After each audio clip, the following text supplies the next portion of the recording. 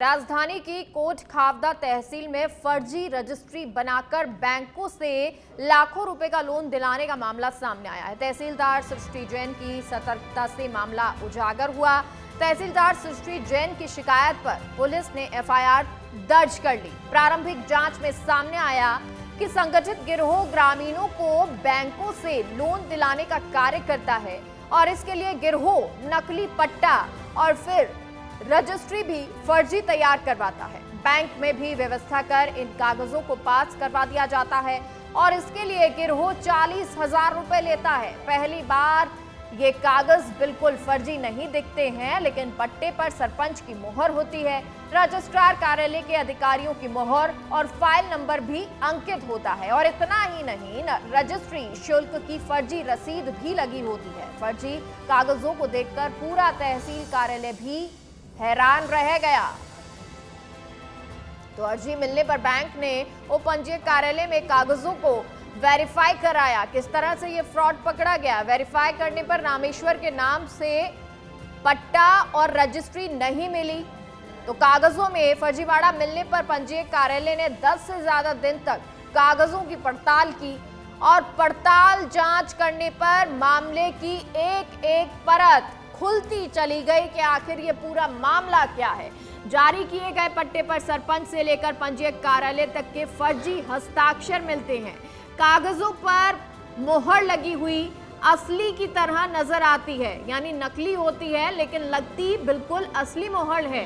हस्ताक्षर में चूक होने पर अधिकारी सतर्क हुए, क्योंकि हस्ताक्षर में कुछ चूक थी, उसको देख के अधिकारी सतर्क हो गए और रजिस्ट्री की तारीख रविवार होने पर शक और गहरा हो गया कि आखिर रजिस्ट्री रविवार को कैसे हो सकती है।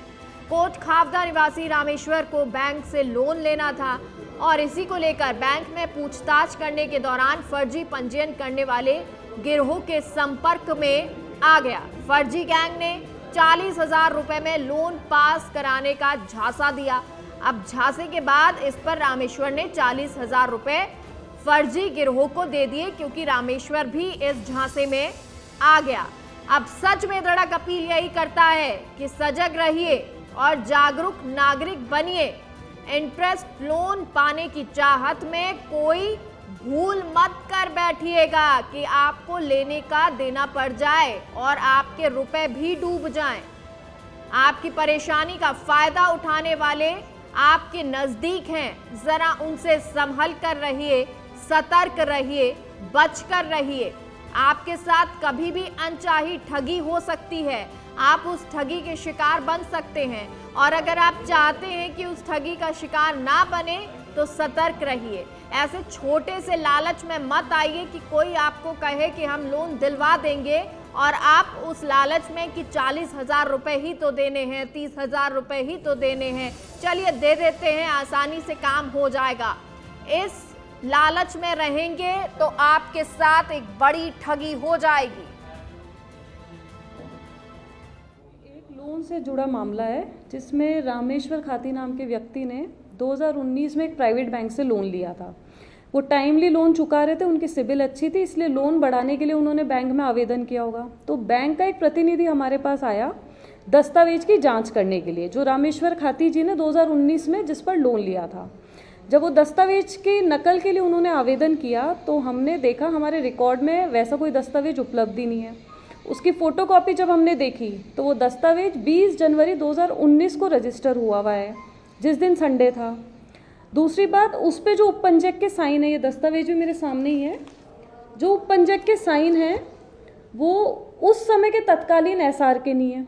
तीसरी बात, इस पर क्रमांक लिखा होता है दस्तावेज के ऊपर, वो क्रमांक भी मैच नहीं कर रहा। 1400 नंबर आ रहा है 20 जनवरी का ही, जो पॉसिबल नहीं है। फिर इसमें हम मुहर देखते हैं, सील जो देखते हैं ऑफिस की, उसमें भी हमारी सील से वो मिलान नहीं खा रहा। ऐसे ही पट्टे पे जो सरपंच के साइन है वो भी मिलान नहीं खा रहे। तो कुल मिला के ये एक फर्जी दस्तावेज हमारे सामने आया है। 2019 का रजिस्टर हुआ है, लेकिन ये हमारे सामने अभी आया जब लोन बढ़ाने की बात बैंक में उन्होंने करी। उनको खुद को भी नहीं पता कि इस प्रकार का धोखाधड़ी उनके साथ हुई है। तो हमने तुरंत रिटर्न में शिकायत करी और आज एफआईआर भी दर्ज हो गई है। जिसका नंबर 0260 है 420 466 68 71 120 बी में ये प्रकरण दर्ज कर लिया गया है।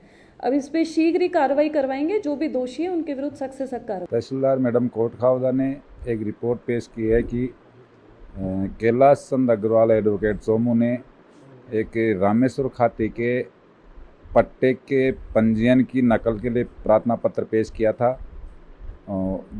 उसका रिकॉर्ड चेक करने पर वो रिकॉर्ड में नहीं मिला। उक्त जो पट्टे का जो पंजीयन है उस पर सील और उस पर जो हस्ताक्षर हैं वो फर्जी हैं। इस पर एफआईआर दर्ज कर ली है और अनुसंधान करके सारी स्थिति स्पष्ट की जाएगी। साहब 2019 में लोन पास करियो छो, तो दुकान पर आया था, भाई आप दुकान का नाम से लोन ले लो, वो साहब दे दियो, बच्चा काम आ जाओ ली। अब वो साहब मार कर साइन भी कराया था, हमारा डायरेक्ट फ़ोटो भी खींची, न कोई मैं फ़ोटो दीवान मोबाइल पे फ़ोटो खींच और साइन करा, आधार कार्ड ले और 3 खाली चेक ले और लोन पास। तो ये पूरा मसला आपने समझा, किस तरह का ये मसला था और कैसे एक भले मानस को, भले आदमी को कैसे ठग लिया गया। लेकिन आप भी इस तरह की ठगी में आ जाएंगे अगर आप कहेंगे कि छोटे लालच के चक्कर में थोड़ा आसानी कर ले। कैसे आपको ये बताया, जब तहसीलदार ने आपको बताया कि देखिए कैसे मसला सामने आता है। लेकिन अब बड़ा मसला ये भी है कि भाई एक मसला ऐसे सामने आया है, फर्जी पेपर जो है वो सामने आए हैं, क्या ऐसे दूसरे भी पेपर्स हो सकते हैं? अगर इस तरह से फर्जी साइन किए जा रहे हैं तो क्या ऐसे दूसरे साइन भी किए जा सकते हैं?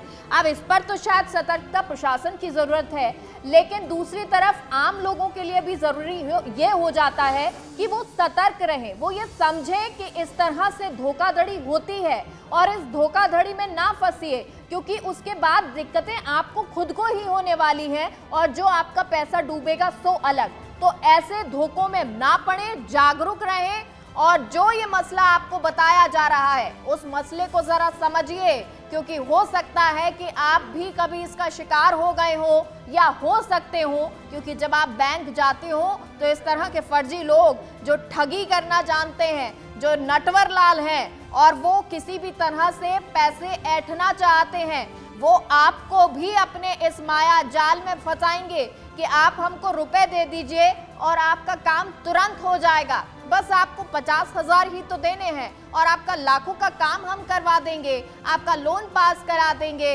आपके सिग्नेचर और तमाम चीजें हो जाएंगी और प्रशासन में जल्द से जल्द आपका काम हो जाएगा। लेकिन उस 50,000 के आप लालच में कि चलिए 50,000 देकर कुछ लाख बचा लें, उसमें आपके सारे रुपए चले जाएंगे।